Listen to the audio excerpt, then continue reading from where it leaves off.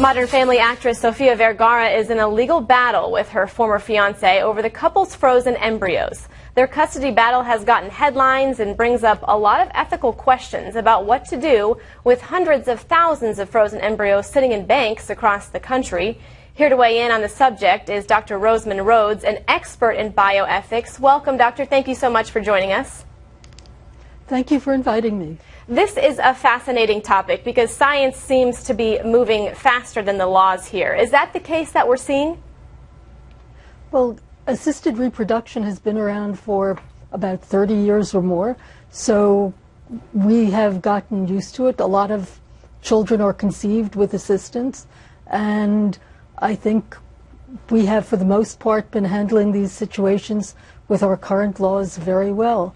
There's minimal regulation of assisted reproduction in the United States today, but I'm not sure that we need a lot more. Okay, so when you say it has been around for 30 years, is it developing more recently? So, for example, there are stories out of a couple in London that couldn't conceive a child, and then there's actually the DNA from 3 people within a child. Is that something that we're seeing now? Is technology really transforming the way that children are conceived even more so? That's been some new technology, yes, and there's also new technology in frozen eggs, unfertilized eggs, but even those technologies have been around for a while, and very rarely do they make news headlines with something dramatic and different. Okay, so where do you draw the line with these embryos? Are they being treated as humans, or are they being treated as property now? They're being treated, for the most part, as important to human beings for making decisions about their own life and their own responsibilities.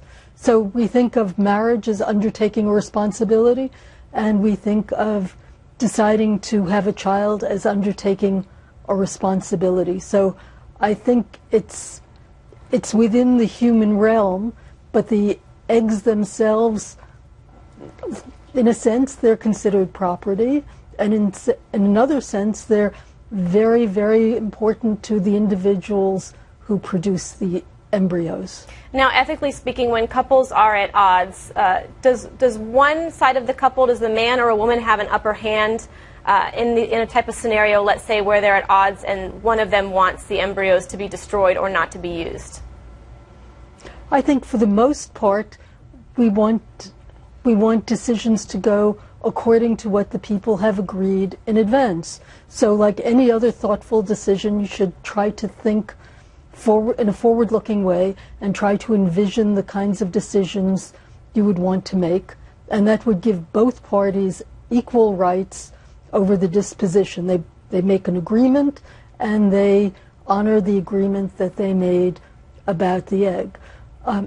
The significant difference in human biology between men and women is that women have a very limited supply of eggs, and for men they have an abundance of sperm, and men can produce useful sperm useful for reproduction, into old age. Right. Women's reproductive life is very limited. So if you're talking about an undertaking of a conception of an embryo, creation of an embryo. Dr. Rhodes, we have to wrap it up. I apologize. I don't mean to interrupt you. We're going to take a break. Thank you so much. I apologize.